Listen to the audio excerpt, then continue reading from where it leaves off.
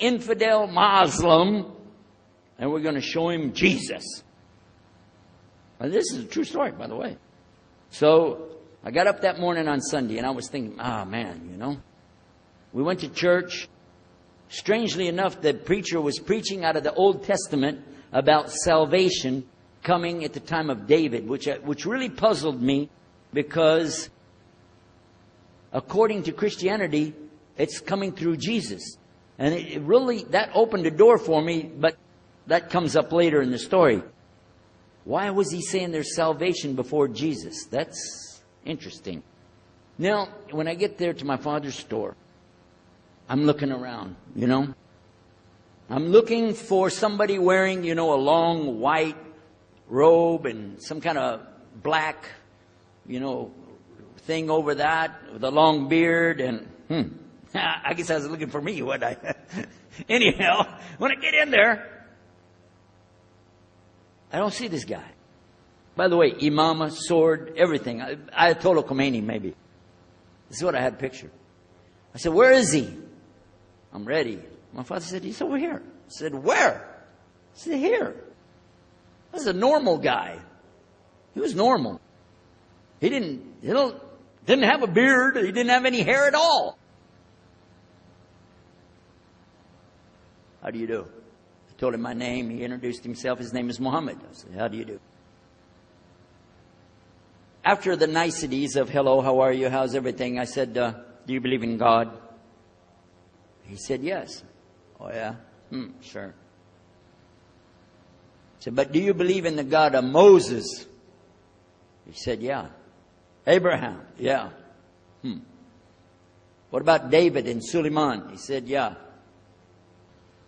So when I meet this man, I'm impressed that he's believing these things, but I thought maybe he's just saying it. So I even asked him, what about Jesus? Because I thought maybe they're first I thought Muslims were like Hindus. That was first. And then when he said he believed in some of the things of the Bible, I said, okay, maybe they're like Jews. So that's when I said, yes, but what about Jesus? Do you believe in Jesus? And he said, yes. I said, okay, wait a minute. This is going to be easy. I can convert this guy. So I agreed that we're going to do business with him. And in fact, I took him immediately out to have tea together. We sit together, drink tea, talk a little while. And I started tearing the peach stream right away. I'm in the Bible. I got it right there. Flip it open. Genesis. Let's talk about Abraham. What do you know about Abraham? Abraham, he had 2 sons, you see. And blah, blah, blah, blah, blah. And I'm doing all the preaching to him. Do you imagine this? And he sat there. Okay. He's a graduate of Allah's heart. And like this. Get me? You know what I'm saying?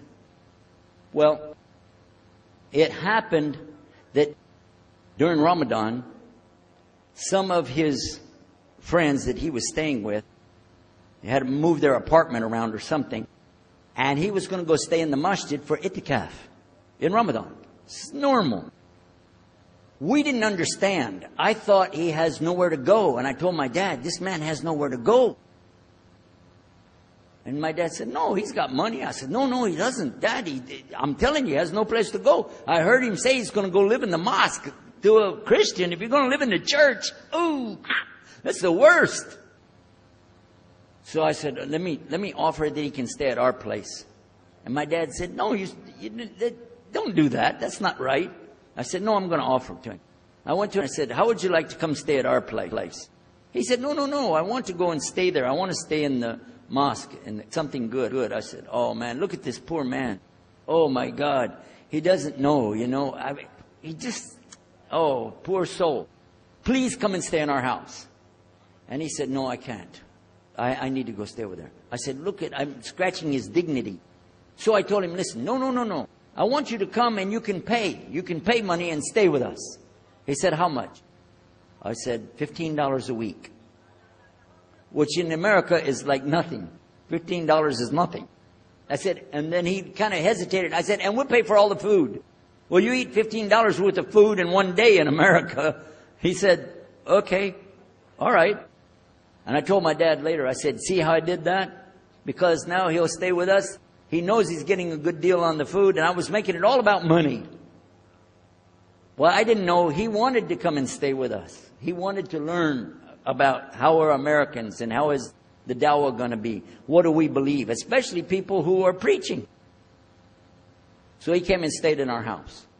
And I said, well, now that's good. I'll travel with him and go with him in places, and he'll see and he'll learn about Christianity. As we were traveling and working together, we put up tables just like this and booths and things and set things out for people to come and look at them and sell things. And I caught him one time. When somebody wanted to take something from the front, he took it from the back and gave it to him. And I looked at him. And the next time somebody started to take something, he took from the back and gave it to him. I said, hey, Muhammad, we take the stuff from the front because that's the old stuff. The new stuff in the back, just hold it back. You know what I'm saying? This is dated material. Get rid of the junk first. He said, no, I can't. In my religion, we can't sell something unless we give the people the best. I said, got me on that one. And I'm supposed to be telling him about a better deal. I said, okay, yeah, whatever. You're never going to make any money, though. But that's all right. Over a period of time, I came to learn a lot of things. Also about being humble. A lot. Because this man was obviously well educated, very articulate, could really talk about a lot of subjects. In fact, I tried to debate with him about many things. But he was so wise and well educated that he could see what I was doing, and he would take it easy and let me win every debate. I could win any debate with him if he wanted me to. But if he wanted me to lose, I was going to lose. This was how well he could handle it. Now, what happened, one of the preachers that I knew, another preacher, who used to carry a big cross and walk down the street so people would stop and talk to him about religion, he had a heart attack and he went to the hospital. So I went to the hospital to visit him, and when I was visiting him, I met another man in the hospital who was in a wheelchair. This gentleman had a problem. He didn't want to talk to anybody. And I told him, let me witness to you. Let me share the message of Jesus with you.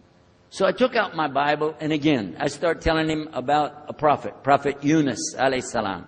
And I'm telling them, look at Jonah. He's in the belly of the whale. He's in the sea. He's down there like this, and who knows how long. And suffering like this, you don't have as big a problem as that. And God saved him, so he could save you too. He said, didn't want to talk to me. I asked him, what's your name? He didn't want to tell me. Where are you from? He said, I'm from Venus. I said, what's that? Well, there is a Venus, Texas, by the way. But he said, he's from another planet. So each time I would go, I would talk to him, witness to him. Finally, one day, he started crying. I was pushing his wheelchair around. I took him down, I rolled him around different places. He started crying one day. He said, I'm going to confess something to you. I need to confess something to you. Now, to a Catholic, confession means you're going to tell the priest all your sins. And then he's going to forgive you. Well, I wasn't Catholic. And I told him, listen, I'm not Catholic and I'm not a priest. I'm a preacher.